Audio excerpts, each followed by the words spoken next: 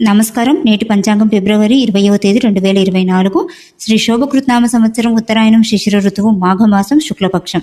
తిథి ఏకాదశి మధ్యాహ్నం 2 గంటల 4 నిమిషముల వరకు, తరువాత ద్వాదశి, వారం మంగళవారం.